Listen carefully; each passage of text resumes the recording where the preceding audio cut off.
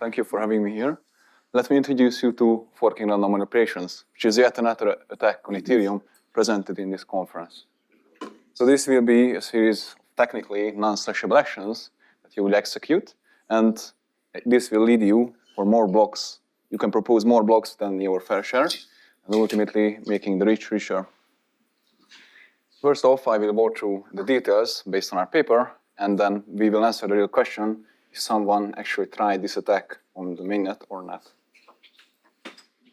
Feel free to check out the paper, or the follow-up work, sort a la carte, or the GitHub repository. But let's get right into it. First off, since the switch to proof of stake, we needed a way to replace the randomness coming from the mining and ensure that the protocol is fair, trustless, and unpredictable. It needs to be random because the FLP theorem states that without randomness, even in synchronicity, consensus is impossible.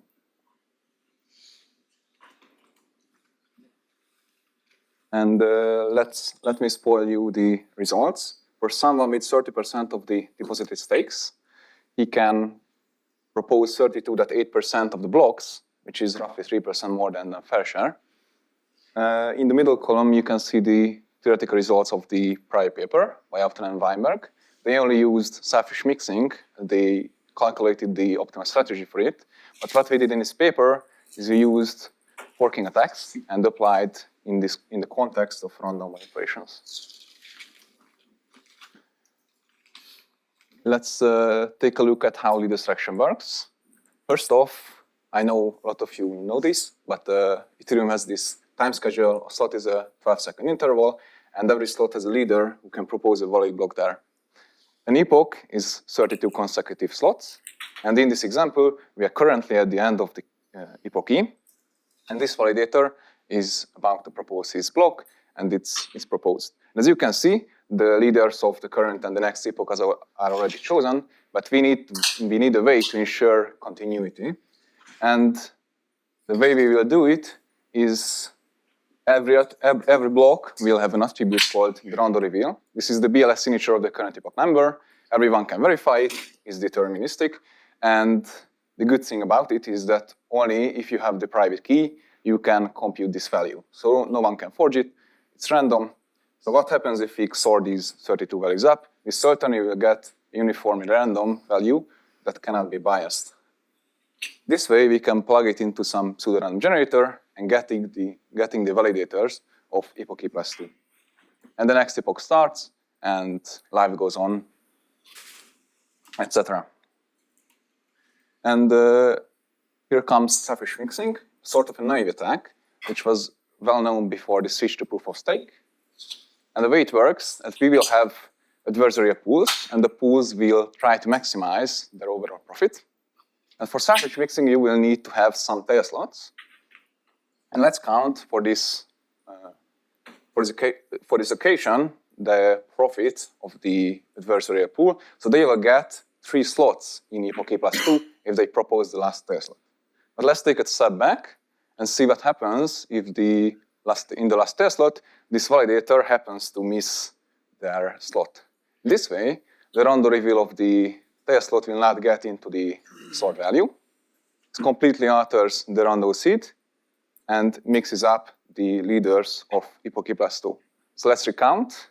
It will yield 6 as a profit to the adversarial pool. So why is this good? Because even though you sacrificed or intentionally missed your tail slot, so obviously you will not get any MEV for that tail slot, but you get 3 more blocks in epoch E plus 2, essentially making more profit.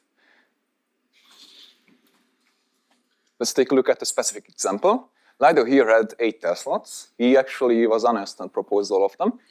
But this way, for selfish mixing, you can actually propose or miss each of these tail slots, yielding 256 possibilities. So what we did is simulated each of these occasions, and on the left-hand side, you can see the profit or the number of slots corresponding to Lido in epoch E plus 2. And on the right-hand side, we adjusted it with the number of intentionally missed blocks. So this is the overall profit. And as you can see, it's really small, but on the right, you can see the this red line, Lido got 10 slots in epoch E+2, but he could have got 3 more if he behaved maliciously. But what other incentives an attacker can have other than maximizing the number of proposed blocks? Let's imagine a scenario where in a specific slot, there will be some NFT launches or something that will yield presumably high MEVs.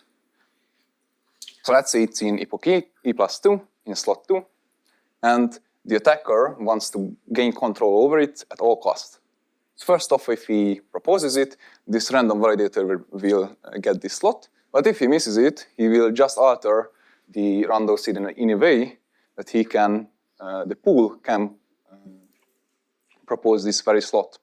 So this way, at the sacrifice of average MEV in the tail slot, you will be compensated in the future from these high rewards from the NFT launches or anything that makes it valuable.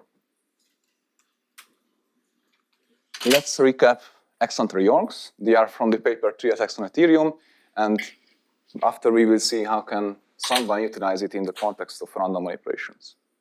So the setup is that this is sort of a sandwich scenario. In the middle, in slot n+2, the victim of the attack, he will be forked out by the end of this slide. The attacker has 20% of the voting power, or 20% of the deposited stakes, and the baseline block in slot n is proposed, and we denote this at the bottom of the slot. These are the attestators. Everyone votes for it and considers this as the head of the blockchain. The attack starts by, in slot n+1, where the malicious validator secretly builds his block and doesn't propose it, and only proposes it, or only publishes it to the malicious pool. This way, no one sees it except for the adversarial pool. For similar reasons, slot n+2, this pool validator thinks that there is a missed slot, will just build upon slot n. And everyone votes for it except for the malicious validators. And in slot n+3, there will be some magical things because the attacker will get an extra 40% of the proposal boost because he proposed his block in the first 4 seconds. And let's count the attestations coming from each of these branches. So 2 alpha plus 40% from these 2 secret votes, and 1 minus alpha for the other one. And if alpha is 20%, this will be larger or equal than the lower branch. Essentially, the NMD fork choice rule, we consider this as the head of the blockchain, essentially forking out slot n+2. But you may ask, why does it matter in the context of random operations? Let's imagine a setup where the epoch boundary is between slot n+2 and slot n+3. For selfish mixing, you need some tail slots. And the issue here is that you may miss or propose your slot in slot n+1, but it doesn't matter because you cannot pre-compute the random reveal of the NS person in slot n+2. So this unknown in the equation will mess up your calculations. But instead, let's just fork out the NS validator and completely ignore his random reveal. This way, we can still carry on with selfish mixing attacks and further manipulating the random. But one more example for Exxon reorgs in the context of random manipulations. Let's sketch up a decision tree for this scenario where the Exxon reorg is still possible, but the attacker has 1 tail slot. So he can do selfish mixing. But by the end of the slide, I will show you that 5 possible outcomes. This decision tree will have 5 possible outcomes instead of the 2 coming from selfish mixing. First off, the attacker will decide to fork or not fork. If he starts forking, he will start his private branch, as discussed before. The honest validator builds upon slot n, unaware of the fork. And finally, the attacker has 3 more options. The first one is to finish the attack and publish his private branch. And let's say it yields the attacker 10 slots in epoch E+2.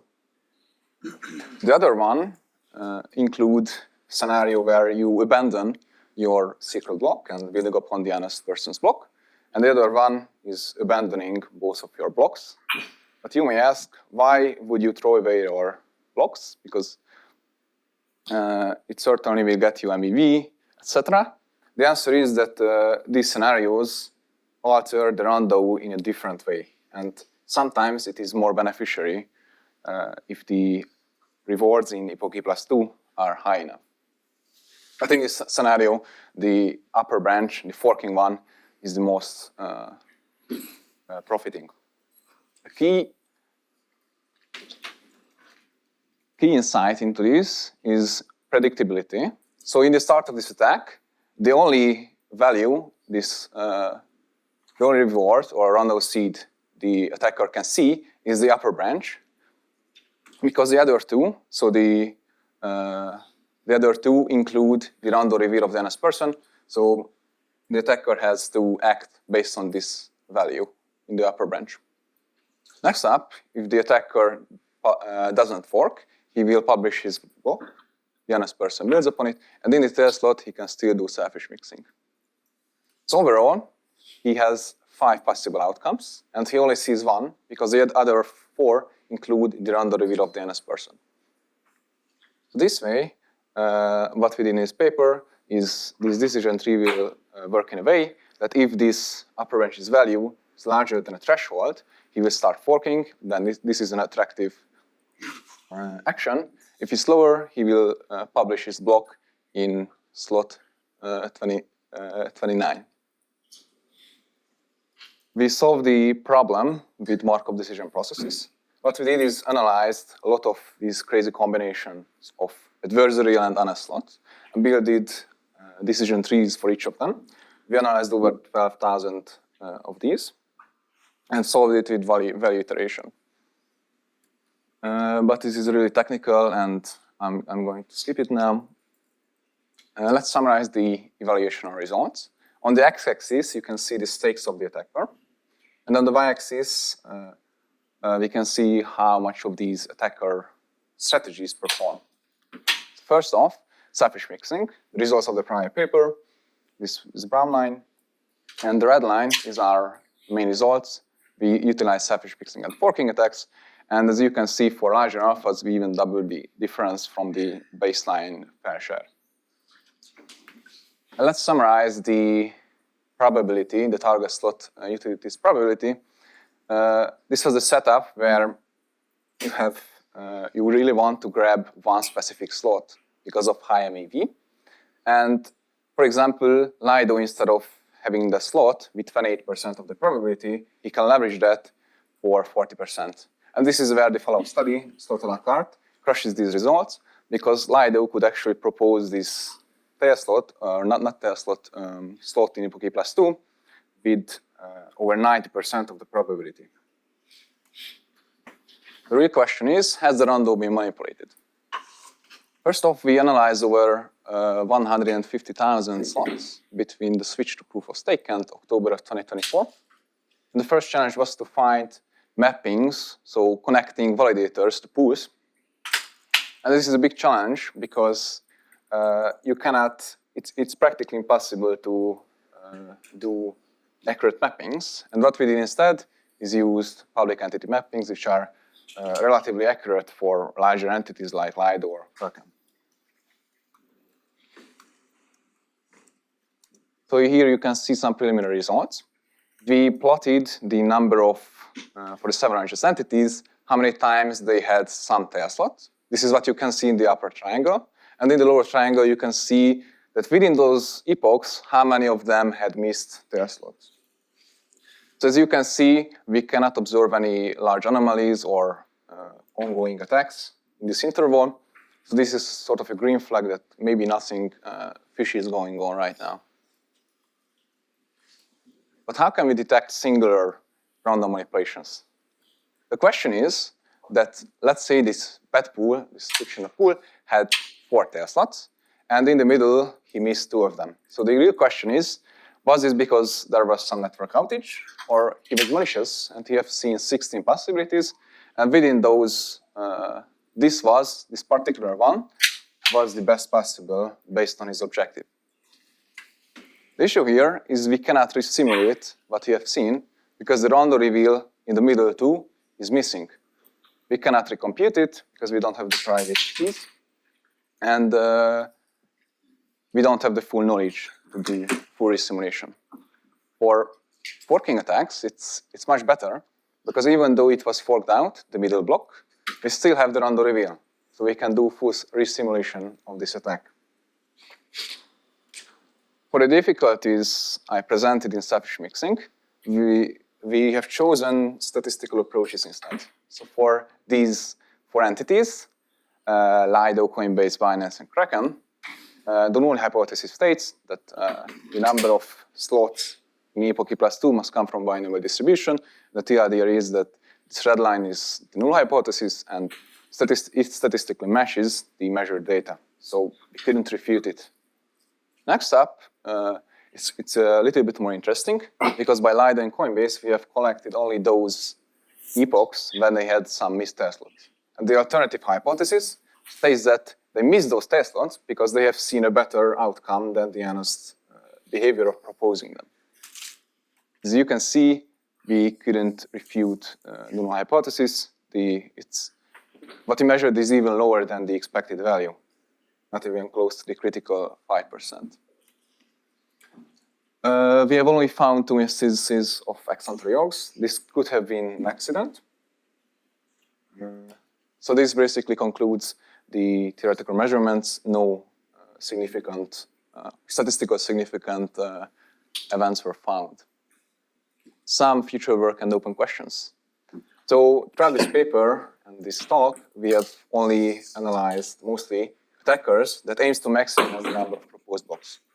But in real life, not all blocks have the same value, MEV can differ, and it would be nice to see a work that captures this MEV, this differing MEV. Next up, can we improve strategies? So can we find some more patterns to fork out the random, and can we relax some of the cutting heuristics we had to apply in this paper? And yes, the follow-up study, slot a la carte, improved it, but I believe there is still some potential for improving this POV attacker. And fixing the random would be the best, honestly. And I've listed some ideas, but I'm going to skip it now. Any exciting upcoming work? Random bribery markets. Throughout this paper, I've only discussed single pools attacking, but let's imagine a scenario where multiple small entities can team up and manipulate the random together. This will be trustless, and the high-level idea is that someone who has a tail slot will put his random reveal in a smart contract, basically say, hey guys, do you want me to miss or propose my tail slot? And feel free to bribe me into each of these actions. So if he proposes his tail slot, obviously he will get the MEV coming from that block, plus the please propose side of briberies. On the other hand, if he misses his tail slot, he can still get some incentives to do that because of the pro-please miss briberies. So in all, this malicious or financially rational validator will choose the outcome or the action that will yield him the most rewards. And let's summarize. So we didn't see any major random manipulations yet, but what's been holding these attackers back? And if they start tomorrow, can we handle it? So the first option is that this will be similar to MEV, and this will be a socially acceptable exploit. The second one is that if we find some statistical evidence, we will just slash the validators. And the last one is what would be the best option, in my opinion, because I don't think we have to give the attackers a chance in the first place to manipulate the random. So we want cryptographic assurance for unbiasability. Verifiable data functions, I think, are the most candidate or the best candidate so far, or the top candidate. But obviously, a lot of ideas are viable here. So feel free to reach out, and thank you for your attention. Awesome. Questions? Thank you. I guess one.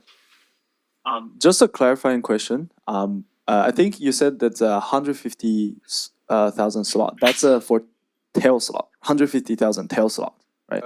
I meant epochs probably. 150,000 epochs, okay. sorry. Got it. Okay. Can you explain again how this approach was different than the paper presented last year at AFD? The optimal random operations. So what we did is introduce a new action in the strategy space, which is action reorgs. So in that previous paper, they have only used selfish mixing, so missing or proposing your test slots, but we have shown that we can leverage the manipulative power by proposing or by utilizing forking attacks. All right, let's give him applause. Thanks.